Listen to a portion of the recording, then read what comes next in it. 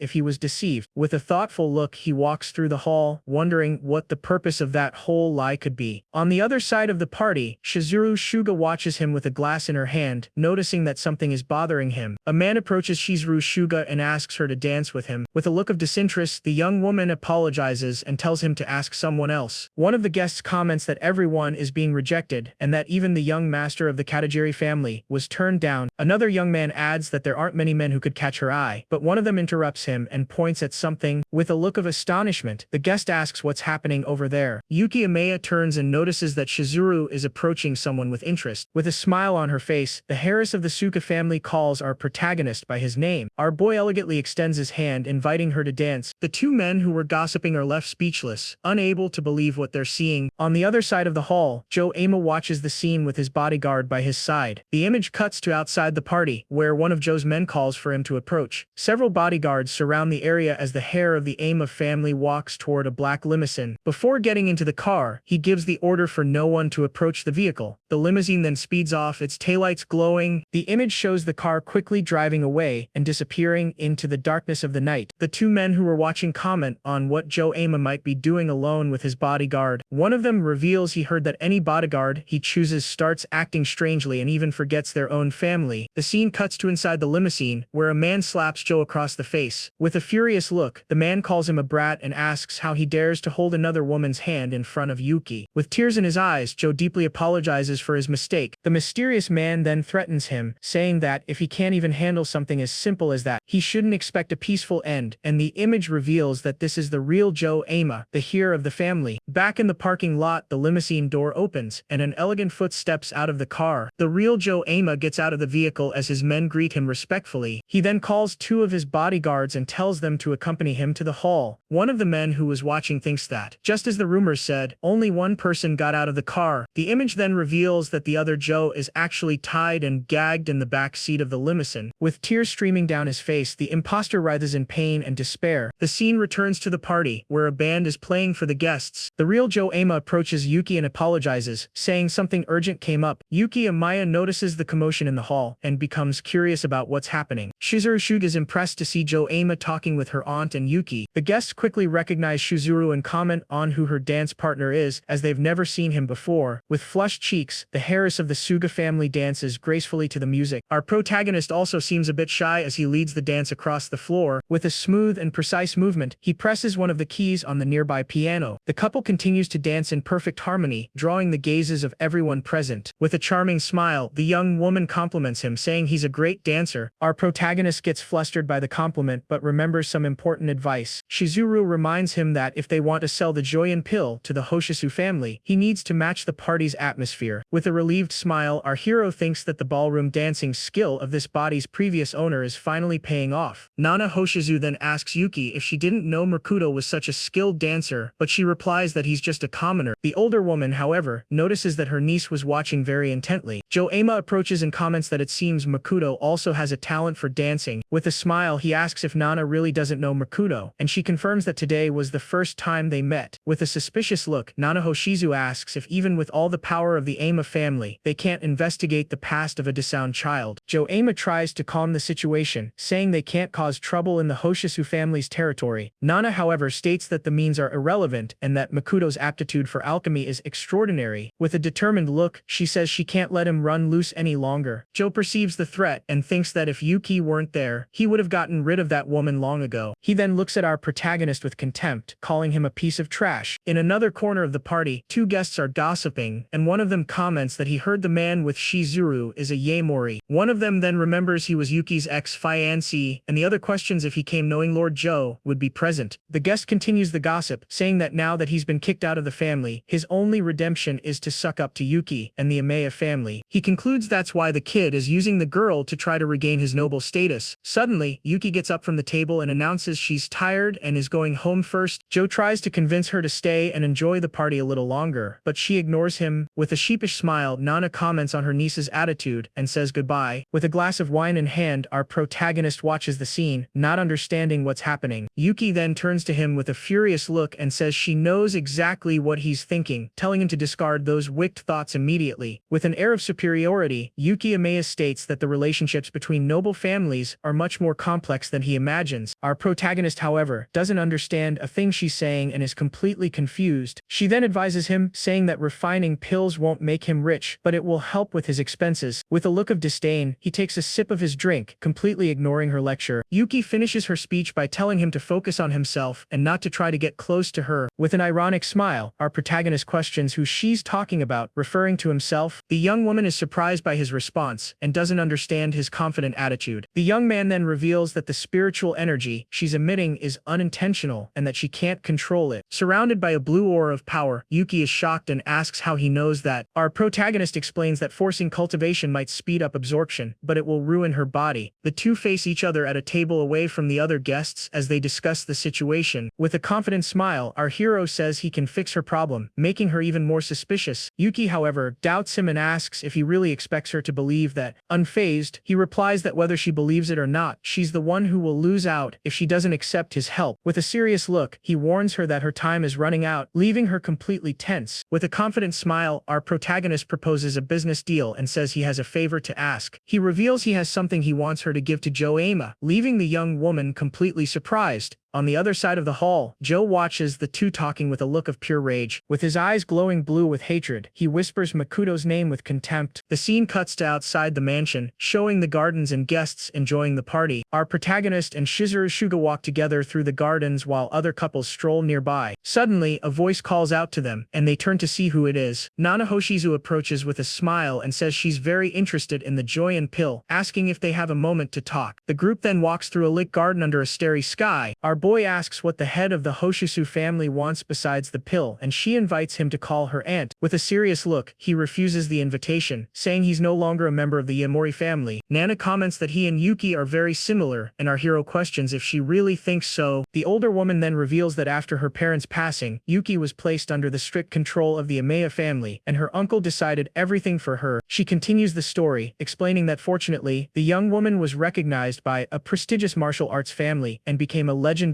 cultivator. Shizuru is shocked by the revelation and asks what it means to transcend the realm of a commoner. With a serious look, our protagonist explains that it means reaching the third stage of cultivation, and that the difference between the second and third is like heaven and earth. He then understands that the young woman chose an impossible method to gain power quickly, even if it meant overloading her body and trading her life for power. Our protagonist then asks why she's telling him all this, and Nana Hoshizu reveals that she's tried everything for Yuki's condition, but there is no cure. With a sad look, she compares the situation to Shizuru's mother's, saying that nothing she does has any effect. Faced with this revelation, our hero states with determination that he wants to save her. The head of the family admits she doesn't have the ability to create a Joyan pill, but that his skills are far superior to any master she's ever seen. Shizuru is shocked to realize that the president of the Traditional Medicine Association trusts Makoto more than actual doctors. She then wonders if this legendary cultivator story is real, and if this is the real business behind it all. Our boy reflects that compared to the Luyu continent, this world's cultivation methods are primitive. With a business-like look, he states that he is also interested in the Joyan pill they are negotiating. He then proposes doing business on behalf of the Hoshizu family, and Shizuru gets excited, thinking the profits will increase at least tenfold. Nana teases the young woman, saying she only has eyes for money, but then gets serious and asks our protagonist to help Yuki. She completes her request by saying her niece is a very kind and delicate girl. In a confidential tone, the older woman reveals that actually, when the engagement was called off, Yuki rebelled once. Our protagonist is surprised by this information and listens intently to the rest of the story. Suddenly, Joema appears and calls for Nana Hoshizu, surprising her. With a smile, he says he thought he'd say goodbye before leaving. The hero of the Ama family comments that he sees Makoto and Shizuru were with her. In a friendly tone, he thanks our protagonist for today. Joe then extends his hand and says he would be happy if they could meet again somewhere. Our hero shakes his hand and, with a confident smile, replies that the feeling is mutual. During the handshake, however, our protagonist feels something strange. With a surprised look, he realizes that spiritual energy is radiating from Joe's body. A purple aura envelopes the hair of the Ama family, revealing his true power. The scene cuts to the parking lot, where Joe is about to get into his limousine. One of his bodyguards approaches and says he has a gift for him from Yuki. Sitting in the car, Joe takes the blue box and asks what it is. Upon opening the gift, he finds a green origami butterfly and wonders what it means. Not giving it much thought, he tosses the box to his bodyguard and tells him to hold it and not to open it without his permission. With a look of contempt, he complains about having to go out personally because of Hashimoto and concludes that Makoto is still the same piece of trash he's always been. Inside the limousine, Joema twists a ring that emits a bluish energy as he thinks about Nana Hoshizu and our protagonist. His face filled with rage, he grinds his teeth and swears they will regret challenging him. A sinister smile appears on his face as he reveals his sick plan to use Yuki herself to take them both down at once. Beside him in the darkness of the car, his look-alike continues to hold the gift box without a word. At that moment, the origami butterfly inside the box begins to glow with a very intense green light. The scene shifts to a massive skyscraper that stands out against the starry night sky. Atop a building, our protagonist surveys the entire city, preparing for what's next. Holding the glowing paper butterfly, he recalls the message he sent to the heir of the Ama family. With a confident smile, he remembers telling telling his enemy that they would see each other again very soon. The small origami then transforms into a tracking talisman and flies through the city skies toward a target. The young man notices the talisman has stopped moving and concludes that his target must be inside that building. Looking at the building, he confirms that the location is owned by the Ama family. He then prepares for action and says it's time to begin. A moment later, he leaps from the roof with an excited yell, ready to start the invasion. Inside the building, we see a mystical golden flower and a water spiritual reishi, two extremely rare and valuable items. A businesswoman observes the rare items and thinks they are almost ready for harvest, and that if she trades them at the cultivator tournament in 3 months, she'll have a huge advantage. Suddenly, she senses a strange presence and, with a purple aura emanating from her body, asks who's there. A mysterious voice praises her ability to sense spiritual energy despite her severe injuries. A bald monk surrounded by red aura appears, calling her the genius of the 100 Herbs sect. A drop of sweat runs down the woman's face, and she wonders if they are cultivators. With a defiant look, she questions who they are and what they want, thinking she could escape if it were just one of them. One of the monks, holding prayer beads, asks if the head of the Hoshisu family is planning to run. Another, more robust monk adds that like a lion using all its strength to hunt a rabbit, they will face her with everything they have. The two intruders surround the woman in a garden, leaving her with no escape. With a confident smile, she asks what their goal is with this invasion. The larger monk replies that they want her to accompany them and advises her not to try anything foolish. The other monk, however, suggests it would be easier to just break her arms and legs. With an intimidating look, the woman touches a giant plant, a purple energy emanating from her hand. She then challenges them, saying that since they've come this far, she'll make sure they are properly entertained. The giant plant begins to glow with a bluish light, and one of the monks yells in surprise, asking what that is. The larger monk screams in pain, realizing he's been poisoned by the plant. The woman, however, thinks the poison won't affect her as long as she keeps the green heart grass in her mouth. With a determined look, she decides she needs to escape while she can, as she stands no chance against the two intruders. Suddenly, a terrifying presence with glowing red eyes appears in front of her. With a shocked expression, she wonders what that monstrous creature is. A giant purple shadow completely envelops her, and she questions if this is the art of shadows. A man surrounded by a purple smoke, like aura, appears, and the woman concludes he is from the Hidden Shadow sect. With slow steps, the man confirms they are from the sect that destroyed the 100 Herbs sect that day. Enveloped by the purple shadow, the woman asks who he is, as they weren't supposed to reveal themselves now. With a look of surprise, she finally recognizes the mysterious man. With a malicious smile and a talisman in hand, our protagonist reveals that it was actually him disguised as Joe Ama the whole time. Elsewhere, a security guard yawns and says the shift change is finally over and that he's going to grab something to eat. He then suggests his colleague have some hot stew, and the other agrees it sounds like a good idea. One of the guards wonders what Lord Joe plans to eat in that room, and the other tells him not to worry, as he's a young master. Our hero then uses the cloud shadow step and moves swiftly down the hallway, leaving the security guards behind. With the glowing butterfly talisman in his hand, our protagonist wonders if this is Joe Ama's room. The magical butterfly then flies through the door and into the room. Our boy follows the talisman, noticing it has stopped in front of the bedroom door. He then understands that his enemy isn't inside and becomes suspicious. The scene cuts to a guy eagerly eating instant noodles. This person is actually Joe Ama's look-alike, and he's in a messy room, complaining that he's never had a choice in life. While eating his ramen, he ironically wonders if he wasn't the one who wanted to live in a mansion and eat fancy food. Suddenly, he grips his fork tightly and says the situation is unforgivable. With a look of pure rage, he questions why he has to endure this treatment just because he looks like the family's heir. The scene then flashes back to the limousine, where the real Joe Ama is sitting next to his look-alike, who is all tied up. With a cold look, the real here reminds the look-alike that he knows what would happen if people found out about his existence. He continues the humiliation, saying the look-alike is just a fake kept alive by him, and that he can never become the real one. With tears in his eyes, the imposter is forced to hear that his only value is to play the part of a fake. Back in the room, the look-alike holds the gift box and scoffs at the order not to open it without permission. Without a second thought, he opens the box and finds the origami butterfly glowing with a green light. The magical butterfly flies out of the box, and the look-alike screams in fear, asking what that is. Suddenly, a shadow appears behind him, and an intimidating voice asks who he is. Before the imposter could react, he's hit with a swift blow and falls to the ground, screaming in pain. Lying amidst bottles and clutter, the look-alike doesn't understand what just happened. Our protagonist approaches and says it's no wonder he didn't sense any spiritual energy. Terrified, the imposter recognizes our hero from the party and tries to pass himself off as the real Joe Ama. With a cold look, our protagonist corrects him, saying he's just a fake. With his eyes glowing red, he questions him about the whereabouts of the real family heir. Elsewhere, a group of thugs gathers, and one of them talks on the phone, promising to take care of a student student in no time. The man explains that the target always takes this route and that they are ambushing him right now. He continues the conversation, promising to break the kid's arms and legs and deliver him to his boss. Our protagonist walks calmly through a dark alley, approaching the trap. With a serious look, he thinks about the existence of a spiritual vessel and wonders if there's a fourth stage cultivators supporting the noble families. He reflects that a spiritual vessel is a tool with special abilities, and that its quality depends on the energy the master forger puts into it. With that in mind, he concludes that with this world's weak spiritual energy, forging such an item would be impossible without reaching the fourth stage of cultivation. He also considers that if the Ima family possesses a spiritual source, the story is completely different. With a determined look, our protagonist decides he needs to resolve the Ima family matter quickly so he can find the Ryuta spiritual source and level up. Suddenly, a voice calls out to him, and a group of thugs appears in the alley. With sinister smiles on their faces, they surround our hero, ready for the attack. Their leader reveals that someone paid a lot of money for them to take care of the kid. Surrounded by a purple aura, our protagonist isn't intimidated and glares at the attackers with contempt. The gang leader gets annoyed by his look and questions his attitude. Completely losing it, he yells for his men to get our protagonist. The thugs charge forward, yelling that they're going to finish him off once and for all. With a confident smile, the leader brags about bringing skilled men and that there's no way they can lose. However, before he could finish his sentence, his goons start getting defeated one by one. With a look of astonishment, he can't believe what he's seeing and is completely shocked. Our hero moves with insane speed and lands a devastating punch on one of the attackers. With a final blow, he finishes off the last thug in his path. The gang leader's jaw drops, and he says it's impossible, unable to believe the beating his men just took. With a look of pure contempt, the gang leader wonders if our protagonist is even human. The scene cuts to Nana Hoshizu's residence, showing a luxurious and well-kept garden. Yuki Amaya is in the middle of a scene of destruction as a man in sunglasses approaches her. The man shows a tablet and says this is the footage from the rooftop camera. He reveals that around 1 in the morning, 2 men appeared and attacked Lady Nana on the roof, and that the recording ends there. With a serious look, Yuki holds the tablet, and the man explains that there were 3 attackers in total, but they have a clear shot of one of their faces. Upon seeing the image, she is shocked and realizes the man was at the party that day. With a sinister smile, our protagonist's image appears on the screen, and the young woman confirms it's Mr. Yemori. A black limousine pulls up in front of a luxurious and well-kept house. Yuki holds her phone, looking at the screen with determination. The image shows a message with a photo of the house and the address, 432 Amiya Street. With a look of confirmation, she thinks this is the right place. Filled with anger, she can't believe that Makoto Yemori would go after her relative. Suddenly, a muscular man with his arm in a sling appears and asks if she has business with Lord Makoto. With a look of pure fury, she questions if he is Makoto's subordinate and orders him to take her to his boss. The muscular man informs her that he is inside the mansion at that moment. Yuki observes several men working in the garden and thinks they are just commoners. On a sunny balcony, the gang leader who was defeated earlier serves a glass of water to our protagonist. Suddenly, the young woman appears, shouting Makoto's name, and our hero recognizes her. Surprised, with a look of pure rage, she orders him to release her aunt immediately and promises she will ignore the incident. Our protagonist, however, doesn't understand anything and asks what she's talking about. Completely beside herself, Yuki confronts him and questions the meaning of kidnapping her aunt. Our protagonist is shocked by the accusation and asks if she really suspects him. The young woman then shows the tablet and yells that they have proof and that he didn't think he was being recorded. The image on the screen shows a person identical to our hero talking to Nana on the destroyed rooftop. With a sinister smile, the imposter faces the camera, revealing his true identity. Our boy realizes the man in the video impersonated him to kidnap Nana and that he probably used a spiritual vessel. Surrounded by an aura of power, Yuki yells for him to return her aunt, or she will punish him with the power of a cultivator. Our protagonist, however, defends himself, saying there's no way he could have visited Nana's house at 1:30 in the morning. Yuki is completely confused by the answer, beginning to doubt her own accusations. The gang leader shows the chat history with Lord Joe, revealing they were planning to ambush our protagonist. Yuki, however, is still suspicious and asks how he explains the camera footage. Our hero then shows a video on his phone, saying he recorded it to preserve the evidence. In the video, the look-alike introduces himself as Yashihiro Yoga and reveals he acts as Joe Ama's body double. He continues his explanation, saying he usually acts as a bodyguard, but at that party, he attended as the double. Yuki is shocked by the revelation and asks if Joe has the power to change his appearance. With a serious look, our boy confirms that he certainly possesses a spiritual vessel for that purpose.